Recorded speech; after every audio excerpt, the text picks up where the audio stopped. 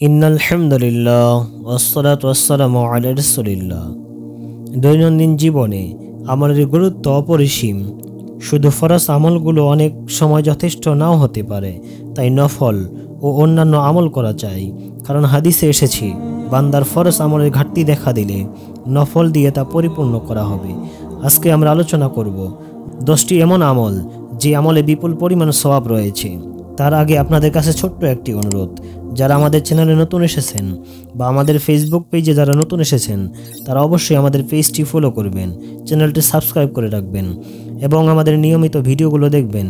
আর যারা আগে থেকে আমাদের চ্যানেলটি সাবস্ক্রাইব করেছেন, তাদেরকে আন্তরিকভাবে মোবারকবাদ। 1 নম্বর বিষয়, দৈনিক 100 বার সুবহানাল্লাহ পাঠ করা। এতে 1000 সওয়াব লেখা হয়, 1000 গুনাহ মাফ করা হয়। 2 নাম্বার, আলহামদুলিল্লাহর আমলের। আলহামদুলিল্লাহ পাল্লাকে ভারী করে দেয় এবং এটি সর্বোত্তম দোয়াও বটে।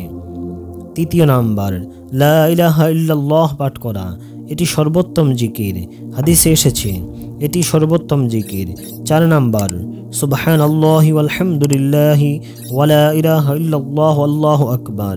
এই বাক্যগুলো আল্লাহর নিকট অধিক প্রিয়। নবীজি সাল্লাল্লাহু আলাইহি সাল্লাম বলেন, পৃথিবীর সব কিছুর চেয়ে আমার নিকট অধিক প্রিয়। 5 নাম্বার, দৈনিক 100 বার সুবহানাল্লাহি ওয়া বিহামদিহি পাঠ করা।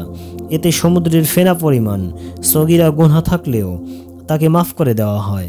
6 নাম্বার, এক হাদিসে রাসূল সাল্লাল্লাহু আলাইহি ওয়াসাল্লাম বলেছেন, সুবহানাল্লাহি ওয়া বিহামদিহি সুবহানাল্লাহিল আযীম। এই বাক্যগুলো উচ্চারণে সহজ, আমলের পাল্লায় ভারী, দয়াময় আল্লাহর নিকট অধিক প্রিয়। 7 নাম্বার, যে ব্যক্তি একবার সুবহানাল্লাহিল আযীমি ওয়া বিহামদিহি পাঠ করবে, তার জন্য জান্নাতে একটি খেজুর গাছ রোপণ করা হবে। 8 নাম্বার, মহানবী সাল্লাল্লাহু আলাইহি ওয়াসাল্লাম বলেন, লা হাওলা ওয়ালা কুওয়াতা ইল্লা বিল্লাহ হচ্ছে জান্নাতের গুপ্তধন সমূহের একটি গুপ্তধন। 9 নাম্বার, রাসূল সাল্লাল্লাহু আলাইহি ওয়াসাল্লাম বলেন, সুবহানাল্লাহি ওয়ালহামদুলিল্লাহি ওয়ালা ইলাহা ইল্লাল্লাহু আল্লাহু আকবার ওয়ালা হাওলা ওয়ালা কুওয়াতা ইল্লা বিল্লাহ। এই বাক্যগুলো হলো অবশিষ্ট নেক আমল। 10 নাম্বার, এক হাদিসে এসেছে, যে ব্যক্তি আমার প্রতি একবার দরুদ পাঠ করবে, আল্লাহ তাআলা তার প্রতি 10 বার রহমত বর্ষণ করবেন।